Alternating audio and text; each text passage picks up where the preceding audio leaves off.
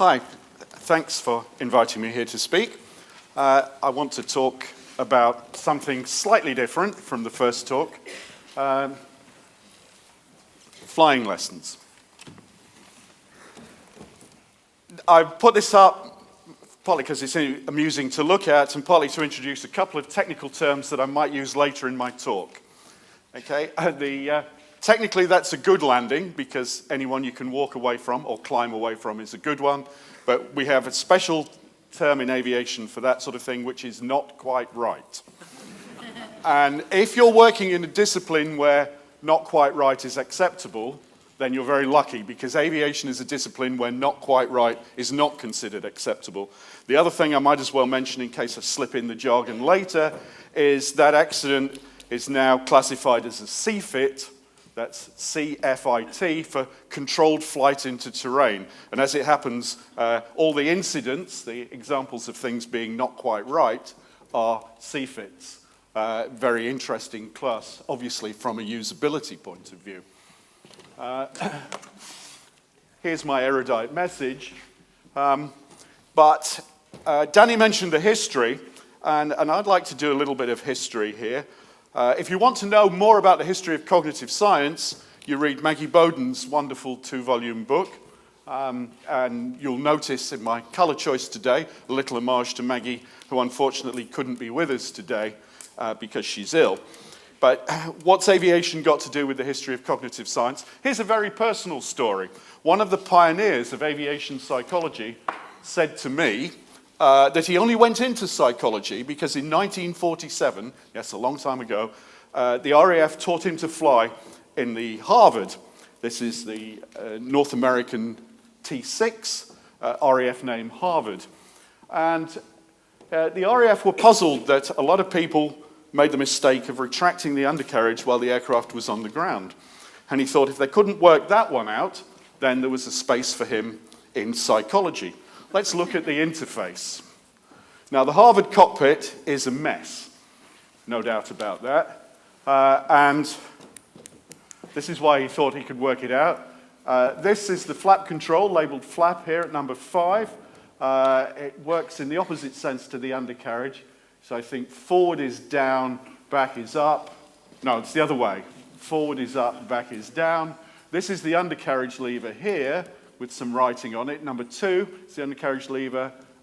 In that case, forward is down and back is up, the opposite way to the flap. But to use either of them, very interestingly, first you have to press this button here, which temporarily engages the hydraulic system. So you've been talked about Pavlov's dogs. Remember what you've got to do here. Press the button, pull the lever, and you can easily see how you'd get a wrong sequence of actions. And you can see how Broadbent thought the problem here is interface design. Why was that historically important? Well, I've read some of the papers. At the time, most psychology, particularly in the United States, so let's pick on the United States, most psychology was Freudian. And people were obviously knew, these psychologists, that people crashed aircraft because they had unconscious desires to crash aircraft. So they spent a lot of time saying there must be unresolved Oedipal conflicts, the pilot saw the aircraft as a mistress, and so he was conflicted about it, and so on. And Lord knows what these people would have made of words like flaps and undercarriage. Actually, no, don't think about that. I don't want you to think about that during my talk. So is born a different approach to psychology. In fact, one that respects testing and laboratory results. And so Donald Broadbent entered the area and had a very distinguished career. And before we stop laughing, actually, at how bad the Harvard interface is, right, you know, this is a World War II aircraft. Let me say, this problem was fixed, and this is one of my messages from today. Aviation fixes problems. It doesn't live with them, because living with them leads to an event that's not quite right. Right.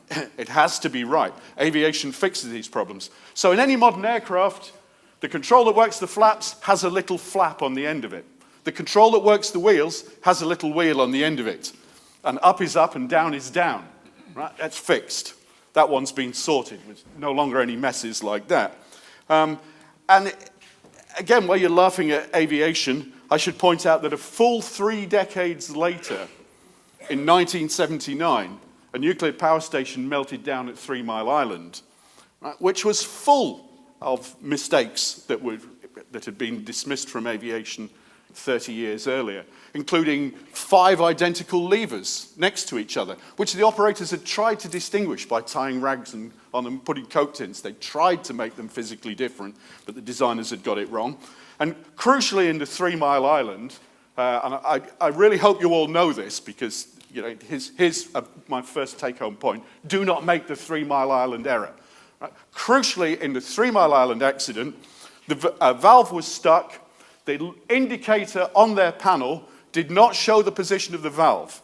It was wired into the switch side of the circuit. So it was wired into the operator's side of the relay. So the light didn't show the position of the valve, it showed the selected position of the valve. It took them hours to work that out. It's 2 o'clock in the morning. Humans don't perform well at 2 o'clock in the morning. Another crucial lesson from aviation, which you're going to get over and over again today. So, if your website tells me what I've clicked on, that's not what I want to know. What I want to know is what, if anything, has happened in the real world. Right? Don't make the 3 Mile Island error. So there's the first take-home message.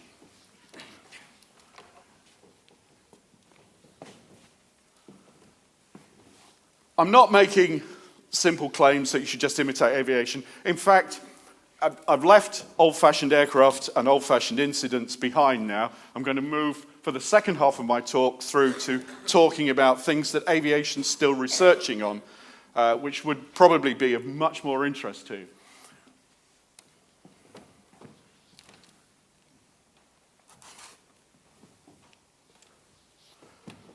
And I teach a lot of courses called the aviation model, and this is basically the aviation model. In fact, for anyone who's frightened of flying and worried about CFITs and so on, the great thing about aviation is over this period, since 1947, it's become the safest way to travel. So if you're taking a flight back to the United States, the drive to Heathrow is the most dangerous part of the journey. The method works. It has made it very, very safe. Here are some of the important lessons, things you have to change. Notice, technical and human factors are usually combined. The word for psychology and this sort of thing is human factors in aviation, but it means what you're interested in.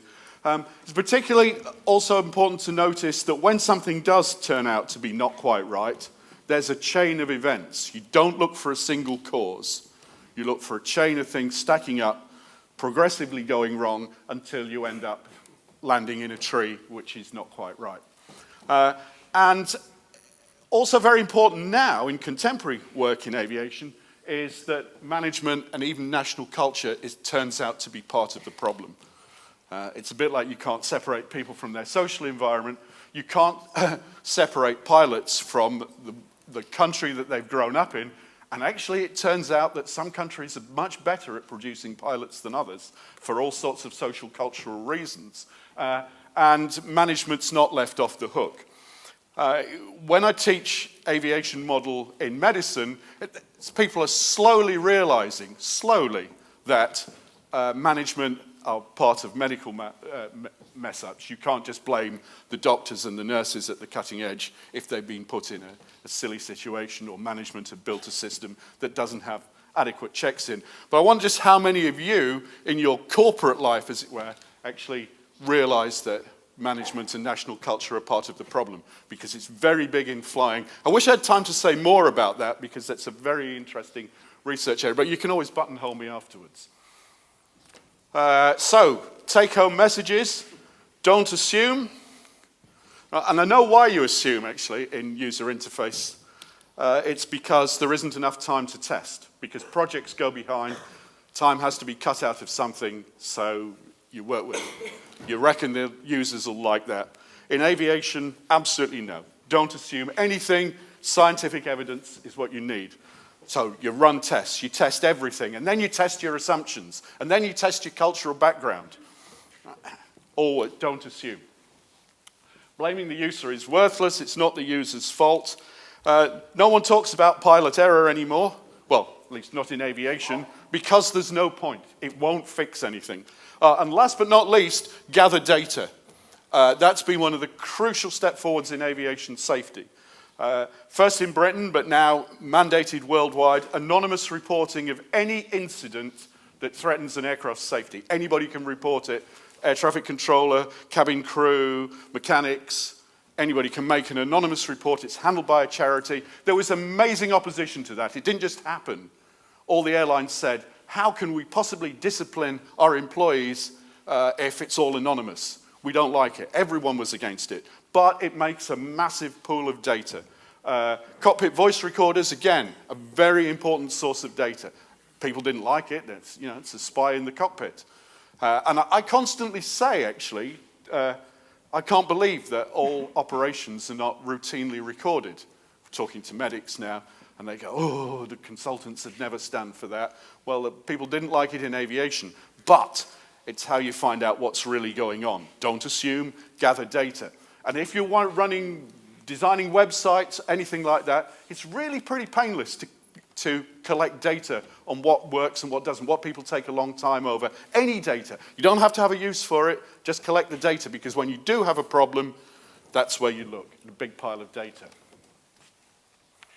Pilot error. What's really quite interesting is, because I've got a distinctive name, and years ago I was victim to the occasional patch of ego surfing, I found a debate between an ex-student of mine who basically took this line, and a web designer who said, there's a world of difference. Pilots are motivated not to make errors, but my users, they don't bother to read, they bother to...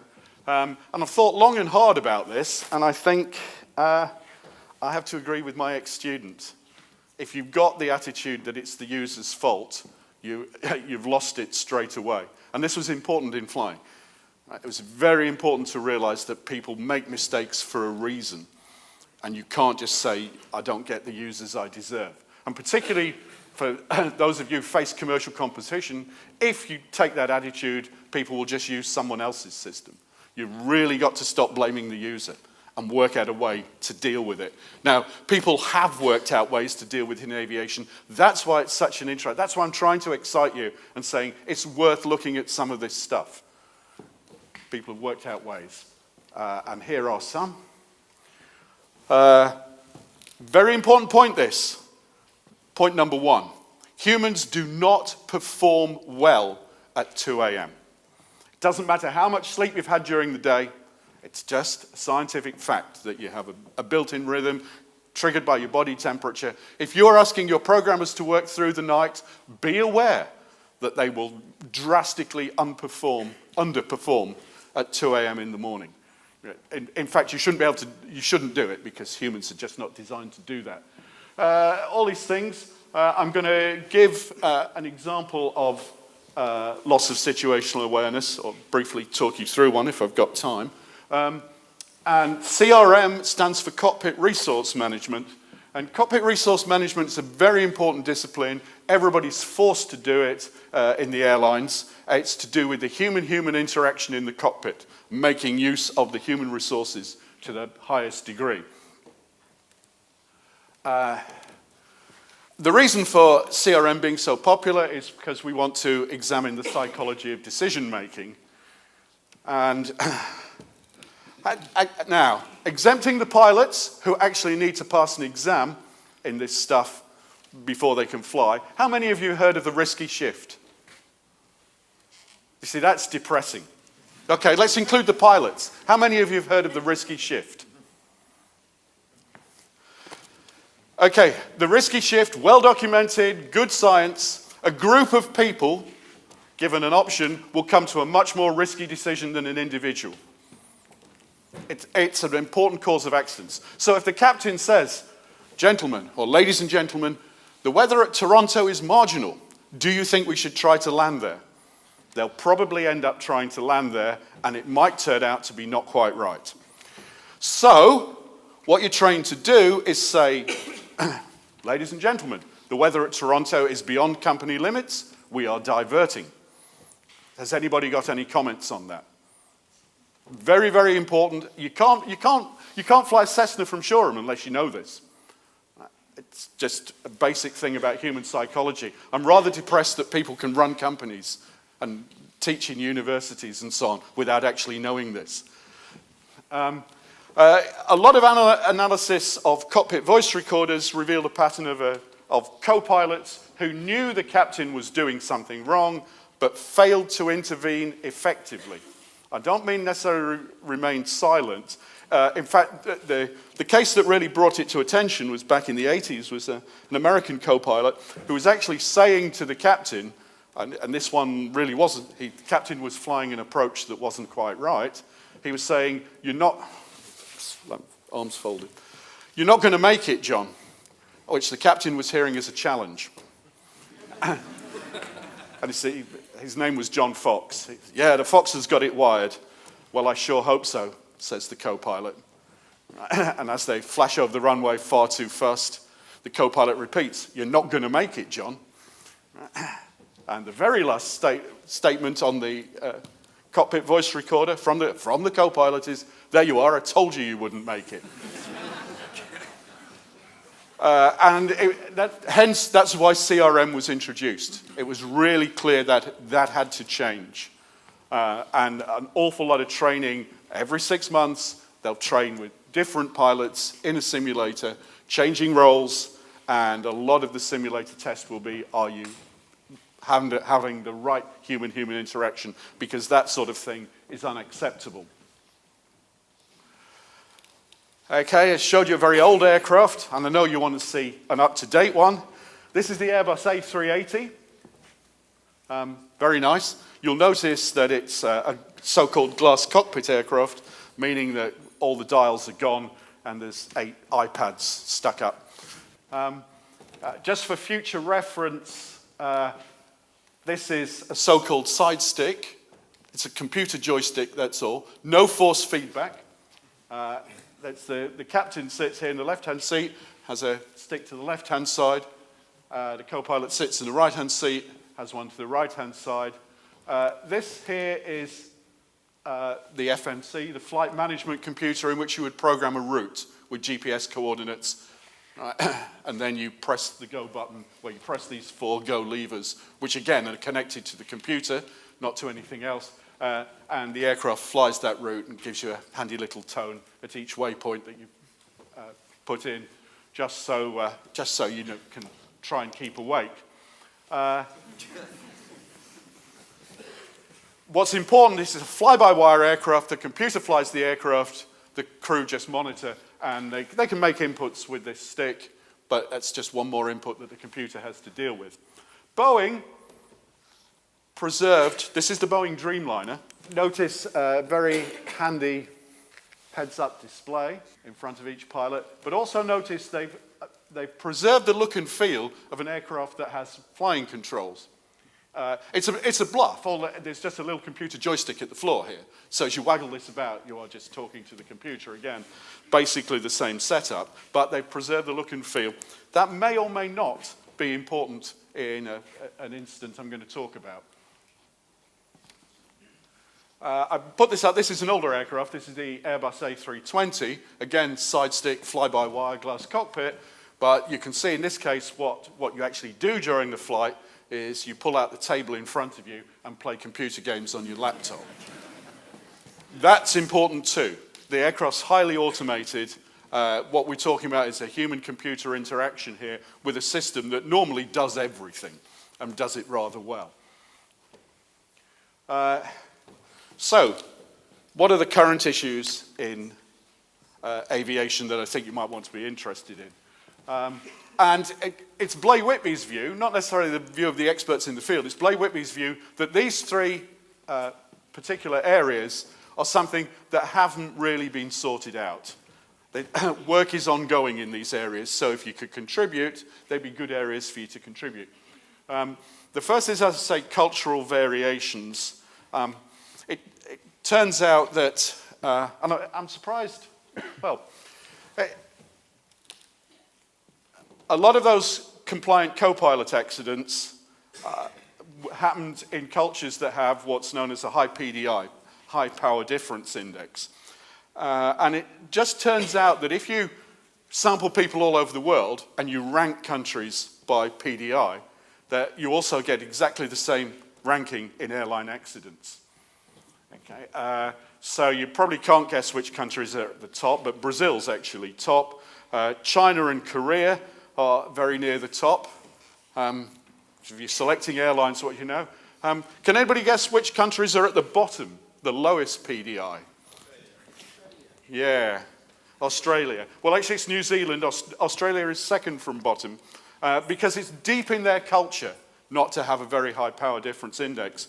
But notice which countries fly safely. Interesting, huh? And, well, I'll briefly mention an accident that's caused by this and say also that Korean Airlines did some interesting things to try and rectify it.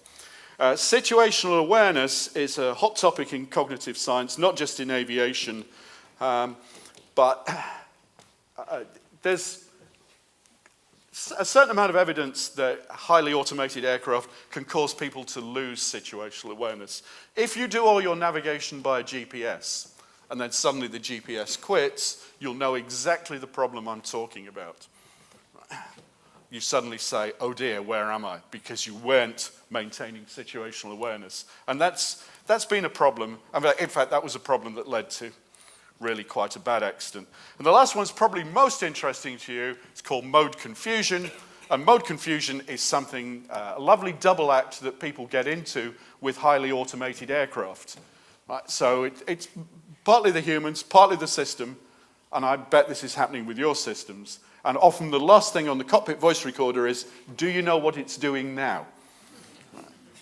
For which the technical term is not quite right. The people at the front are supposed to know what it's doing, but in mode confusion they don't. So, cultural variations. Korean Airlines 801 is known as the Guam accident, and if you want, you can either read the accident report or what's his name? Malcolm Gladwell, in a book called Outliers, discusses this one at length. He's got a chapter called The Cultural Theory of Plane Crashes. Gladwell kind of over-eggs it and says the culture that the flight crew come from is the main factor causing aircraft accidents. That's not actually true, but it is a very, very important factor. And it was a very, very important factor in this accident. That rather interesting statement is how a Korean co-pilot tells his captain that he's committed them to flying straight into a mountain, Nimitz Hill to be precise. And if he would just look at the weather radar, he might realize his mistake. But the captain, it's 1 o'clock in the morning as they make the approach into Guam. Noticing a pattern here? 1 o'clock in the morning. The captain is very tired. He's been up since 6 a.m. that day. He doesn't look at the weather radar. He says, yeah, they are good, aren't they? And carries on. So that's a non-effective intervention. In fairness to Korean Airlines, they realized they had a problem. Their loss rate of aircraft was about 17 times that of a US carrier. They realized they'd got a problem. They hired US aviation safety consultants who basically said, you have to stop being Koreans on the flight deck. You must only speak English. You must pretend to be American. Talk about Disney, drink Coke. Right? Because if you carry on your Korean cultural customs, there's going to be more 801s. Although you probably, if you've been reading the news, you will notice that Korea's other airline, Asiana, made a landing at San Francisco recently that was not quite right, even though most people walked away from it. Okay, American Airlines 695 is known as the Cali accident. It's 1 o'clock in the morning, on a nice still night going into Cali in Colombia. And because it's quiet and the air is still, they're offered a straight-in approach rather than the one they've programmed into the flight management computer. Remember that? Remember talking about that? So they have to... Oh, better move on. Okay. The